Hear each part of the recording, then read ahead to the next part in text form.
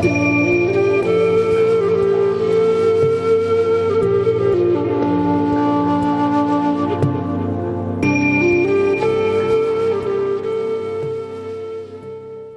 back to Anxiety Slayer. I'm Shan Vanderleek, here with my wonderful friend and co-host Ananga Severe.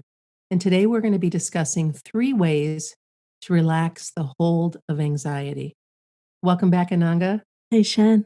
Let's begin by talking about the 3 ways that we relax the hold of anxiety and that we've found over many, many moons to help us feel better in our bodies and in our minds, and take it from there.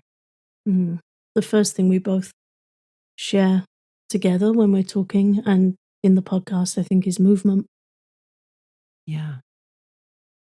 When we don't move, we become more anxious because we have more time to be in our heads instead of moving about the world, whether it be mindful walking or yoga or qigong or dancing or hiking, whatever it is that we do to move our bodies is such a beautiful way to care for ourselves, body, mind, and spirit. What I've learned from my own experience with anxiety is that it can have quite a paralyzing effect, especially nighttime anxiety. That can be particularly difficult to deal with. But I've had days where I've just been sitting in my chair and then anxiety will come, and during particularly challenging times in my life, I feel like it's got me. It just rears up and catches me. And what I've learned is to not stay sitting, because it feels like a hostage situation to me when anxiety flares like that. It really gets hold of my mind, and then I'm stuck with it. And whatever it's going to throw up, it kind of gains momentum when you're stuck with it. So one of my favorite things to do is a very simple movement, is to get up and walk. Sometimes I shake my body, shake my arms and legs, or bounce on my heels. That's a qigong move for freeing stuff up, just bouncing on your heels, shaking your arms, loosening your shoulders. And I'll just start tapping, pacing up and down and tapping on the collarbone point in the EFT tapping sequence. Just tapping on the collarbone, taking deep breaths. And the anxiety very quickly starts to ease. But it's really important to get up, go for a walk, make some tea, do something, take a shower, something moving away. Move. Yeah, move. Move it, move it. Yes. And remind us how the collarbone point is helpful when we're starting to feel anxious. In traditional Chinese medicine and acupuncture and all those wonderful Eastern energy traditions, that point is called K27. So it's on the tail end of the kidney meridian. The kidney meridian starts in the middle of the bottom of our feet and runs up the legs through the trunk of the body, and it ends in point 27 by the collarbone. And that's a particularly good point for tapping for releasing fear. The kidneys are related to fear and anxiety, so tapping that point, it's not just a decoy or something to do, a diversion. It's not random. There's a science behind it. And tapping that point releases fear, reduces fear, and it really works. If it's not working and you try it, just do it for longer. Just keep tapping. You might need to do it for 2 or 3 minutes if the anxiety is really high, but it will go down. And you can find the point on our website. There's a diagram of the points, anxietyslayer.com/EFT. And I've found that when I'm tapping, sometimes I need to tap a little bit more firmly than other times. And so that's something to share as well, is sometimes it's just a matter of making your tap just a little bit firmer, a little bit stronger than it might normally be. Mm-hmm. The other thing that I notice a lot is if I'm starting to feel overwhelmed, is if I just distract myself enough to do, now this time of year, it would be going out to the garden and making sure that my plants have everything they need. Did I give them enough water? If the heat is really, really high, do they need another drink? The stuff that are in a pot or whatever, do I need to put a load of laundry in? Do I need to assess something? And because I work out of my home, I can do that. And if I'm working, that tends to take care of it itself because I'm have my mind focused on getting work done, but when I'm not, if something comes up, I've just noticed it's been really helpful, or even to prepare, uh, something ahead of time that maybe for dinner, like chopping vegetables Mhm. or just something that I can do and then put aside, and generally by the time I'm done with whatever that task is, I feel much better. Yeah, I feel exactly the same. Last weekend, I was mowing the lawn. I find that always makes me feel really good. Well, you're smelling the grass clipping, it smells so good, being grounded Yeah, by being outside, and those things are just incredibly important, and I think it's just one of those things we need to bring forward, that this isn't a marathon, this isn't having to run to a class or having to do the other things that I brought up in the beginning about, qigong and yoga, those things you can do on your own at your own pace.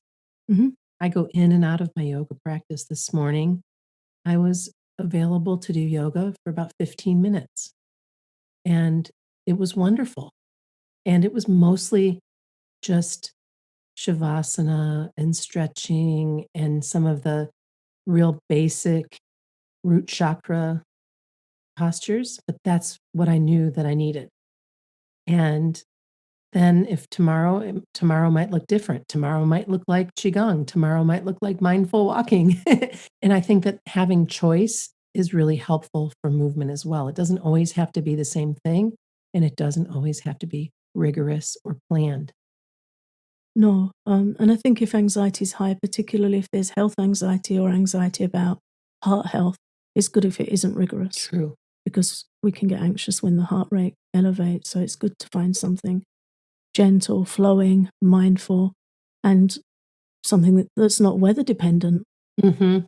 The trouble is with the anxious mind is it can be so awkward and so rigid and not our friend that it will throw up obstacles every which way to anything we're trying to do to help ourselves.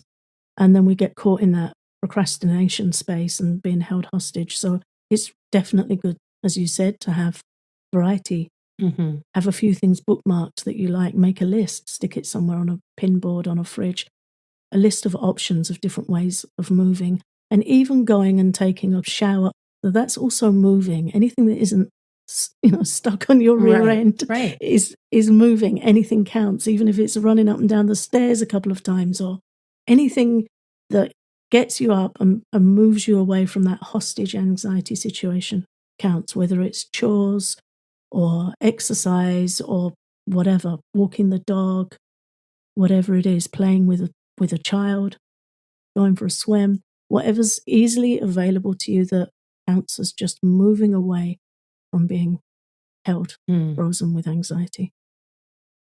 And the next way to relax the hold of anxiety is through nourishment and being mindful of what we are putting in our bodies and on top of our bodies. So, through what we eat, what we drink, what we take in through our skin, and of course, what we feed our mind. Nutrition makes a huge difference to anxiety. Ayurveda, India's ancient science of life, teaches that what we eat doesn't just affect us today, it affects us for several days after we eat it. It works through the different tissue layers of the body, right down to our nervous system over several days after eating. What we eat becomes more and more refined,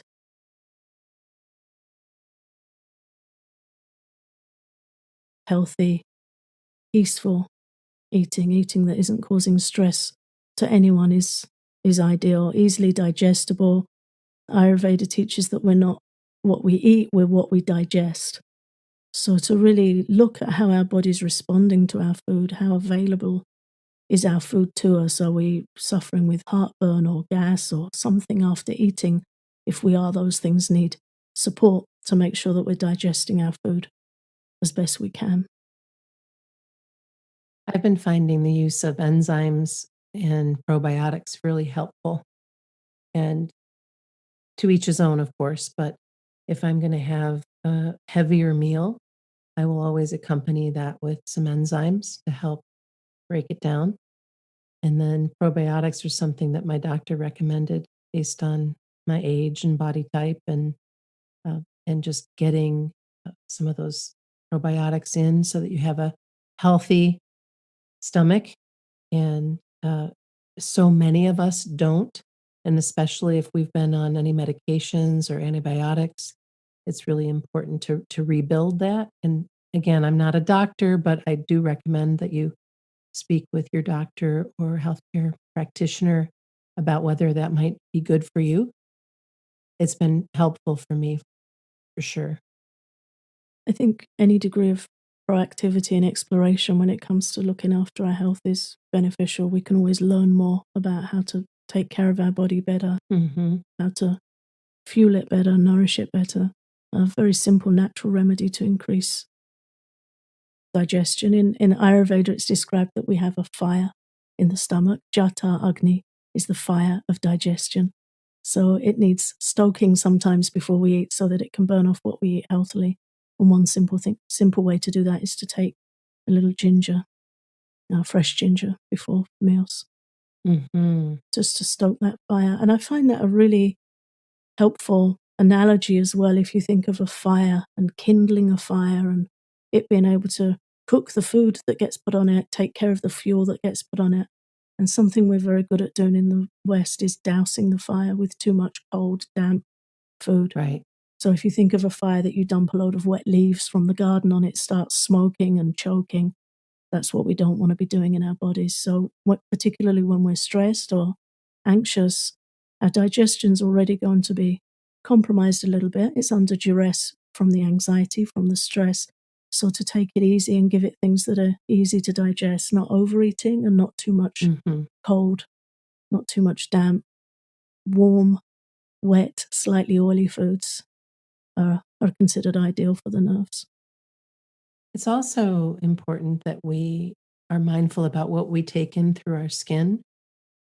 There are so many different body products out there, and a lot of them have all kinds of chemicals and contain things that we really probably ought not put on our skin, but we're not really aware of it, or it smells good, or it's something we've always done or always used, or those kinds of things. And I know that over the years, I have done a big shift in, or I've made a big shift in what I put on my skin.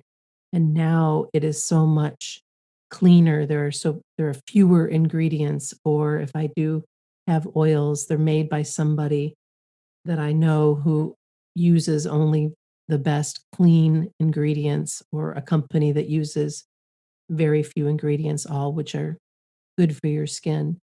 And there's an often overlooked option with nourishment to nourish ourselves via our skin, Mhm. to allow healthy oils to go into the skin and into the deeper tissues of the body, which is where it's recommended in Ayurveda that we practice oil massage, particularly with sesame oil. Warm sesame oil is really good for anxiety, for the nervous system, and touch is really important for anxiety and for the nervous system. So you're combining those two elements together. So to massage the body with sesame oil is considered nourishing. You're actually bringing something into the body. Absolutely. Yeah, bringing something in that the body really needs and benefits from, something that nourishes the nervous system. So it's a really good practice. And I like coconut oil for cooling, and usually we'll use coconut oil this time of year. And again, that's just my way. It doesn't mean it's the right way. It's just what I've found is helpful for me. Well, it's seasonally right for your body type, certainly. Yeah. Yeah. And then of course, we have to remember that we're also feeding our mind every day. And what we feed our mind will either bring up anxiety or will help us remain calm and relaxed and in a peaceful state. And that is something that you will hear Ananga and I talk about over and over and over again, because it's so incredibly important that we're mindful of what we bring into our minds. Yeah, we have unlimited opportunity these days to deliver junk food to our minds and to bring ourselves mental heartburn, distress, Hmm. mental indigestion. And a lot of anxiety comes from overwhelm and mental indigestion and just too much incoming, too much overstimulation. And if that gets really too much, we can start to feel quite low. So we have to be careful to protect our mind and to not fill it with junk. It's just all too easy for it to get in these days. So we have to practice being guarded and taking care, protecting our mind, having boundaries for our mind. And we all have different natures in what helps us and what we feel is nutritious to our mind. I personally find it extremely helpful to study. I like to study psychological literature, Ayurvedic information, and spiritual information. The more I do it, the better my mind feels because it's got good stuff to chew over, good stuff to digest, good nutrition. It brings good thoughts in the mind rather than leaving the mind idle with its own propaganda. Yeah, and education is mental nutrition. And it nourishes our mind and strengthens our intelligence, which then can direct the anxious mind to a much better place and better choices. Yeah. Ayurveda has a view of the intelligence is that it should be like a good mother, um, and the mind is like a restless child. So when we strengthen our intelligence, and we can all do it, is there for us to do, then we can start shepherding our mind and directing our mind kindly with self-compassion, but bringing it to a better place. When the mind is in control, it's like a toddler driving a car, and it might look cute for 5 minutes, then it becomes very dangerous No doubt. and terrifying. So, we don't want that monkey mind ruling the show. So we need to strengthen our intelligence, and then our intelligence can make good choices and take care of our mind. Mm. And there's a hierarchy in the Vedas, in Vedic wisdom, in Ayurveda, of how things go. We've got the mind, and then above the mind is the intelligence, and beyond the intelligence is the soul. So when we study spiritual literature, we're speaking to our soul, and we're going at that higher level, which is beyond the mind. And then we start to experience real peace, spiritual groundedness and peace. That makes me think of the 14-day challenge that I just finished. I walked the shores of Lake Michigan in one location or another for 14 days straight without any distractions, just me and the water and the woods and the wildlife and the sand, and just really doing my part to my higher self and to stop the flow of content coming at me from screens, or even the loveliest book or song or podcast or meditation. I needed to not have any of that.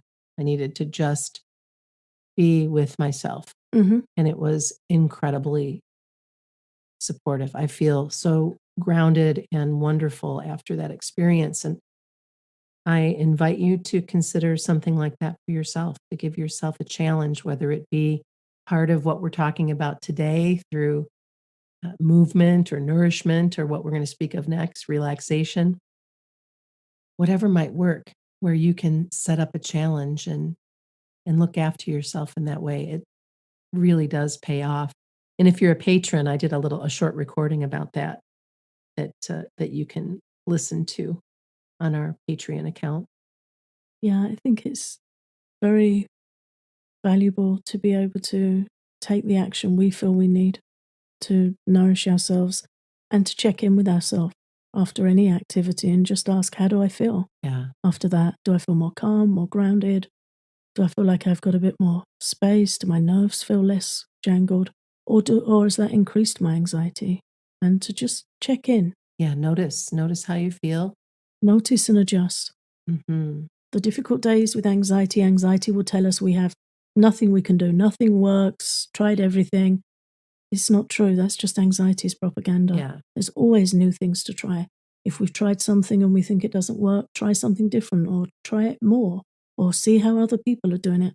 There's always things we can learn, always things we can try.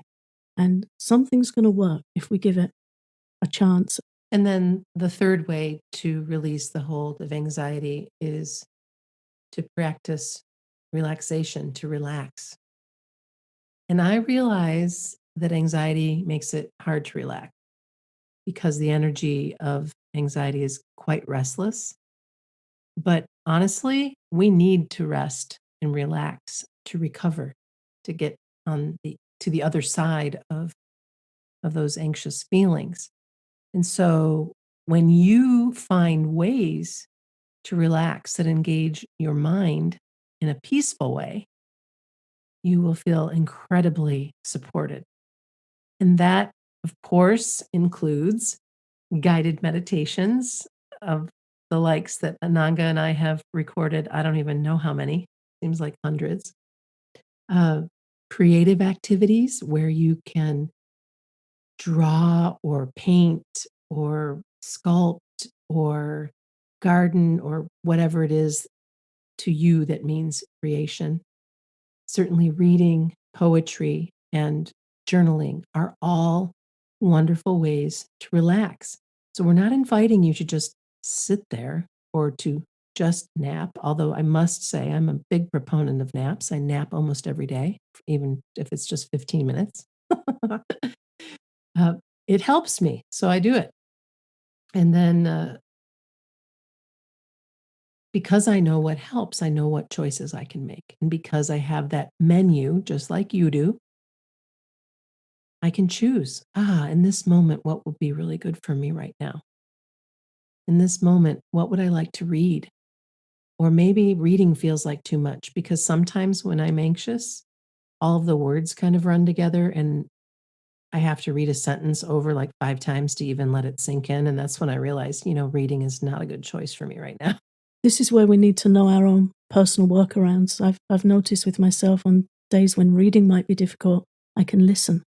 I can listen to an audiobook and I might choose to do some coloring in to bring some extra focus and creativity. And so anxiety makes it very hard to be with ourselves, but there are ways to do it where the mind is peacefully engaged. We're still relaxing, but we're taking care that the anxious thoughts aren't running away with us. And I find when I can't read, if I journal, I can get whatever is whizzing about in my head out onto the page. And that is often helpful. Yeah, I journal most days. And I have also have an app I use for journaling, which will present my journals on this day, last year, last 5 years. I've been doing it for years. Sometimes I'll get something will come up from 7 or 8 years ago. And I find that really helpful. There'll be pictures, prayers, realizations, how I've coped with difficult days. It helps me to be kinder to myself to see. What app is that? It's called Day One. Cool. It's kind of like Facebook when the memories come up Yeah, and you see different pictures or different posts or whatever. That's what it reminds me of when you say yeah, that. it is. It's like that, and it'll say, on this day you have 3 memories or 4 memories, depending on how many years, Yeah. how frequently you're posting. But it helps me with self compassion because sometimes I'll look back on a difficult time and I might be a little hard on myself. But when that app pings up what I was doing at the time to try and cope, I realize, oh, I was actually having a really good go at self care and compassion and working with that. So helps me learn lessons. It helps me see patterns. It helps me see how I've coped with things before. It's good. It's explorative. Another way I love to journal is nature journaling, just to write about beautiful birds or plants or experiences I've had in nature, things I've noticed in nature, just for that mindful presence. Yeah, I like to do that with my camera and capturing what I'm seeing when I'm out and about. And even on this 14-day challenge, I always made sure to take some pictures while I was doing it. But that wasn't the main focus of the time. I would get those done and then put the phone away. But to be able to write about the experience and have the memory of standing underneath the giant willow tree or communing with butterflies that are flitting about or whatever it might be to bring that beauty in and to journal it in my way, not through writing, but maybe a few words, but with those pictures. And I know you like to capture and journal with pictures as well. And so you can see how these things that might not initially make you feel like that's not really relaxing or relaxation, but it is. Yeah, and it's creatively engaging the mind, so it's an easy form of relaxation. Relaxation doesn't have to be sitting doing nothing. That can be very hard when we're anxious because the energy of anxiety is restless and it's moving. So we can't artificially suppress that. We need to harness it and engage it. So it's like occupational therapy.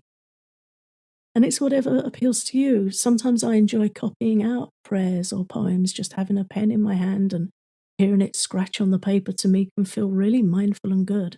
So find your thing and tell us in our group. Come on the Facebook group and share with us what you're doing. And then when you share, you'll be helping and inspiring others. We've all got our areas that we can turn to. Yeah, we'd love to hear what's working for you. We know that it's easier to come forward with what's bugging you or what's cropping up as far as symptoms and things like that. But what if we were to start talking about what works and what practices we're using and what we're doing? I think you'll find some real help with that if you give yourself the space to explore. Thank you so much for coming back for another episode of Anxiety Slayer. We are incredibly grateful that you continue to join us week after week. We are coming close to our 12-year anniversary, which just kind of blows my mind. And if you want to dig deeper with us, you can join our Patreon and get, I think we have over 100 downloads now that are up for calming anxiety, guided relaxations, EFT tapping, these little journals that I do that are recorded, so many sessions and things that are available to you. And you can learn more at patreon.com/anxiety slayer. And we'll see you again next week.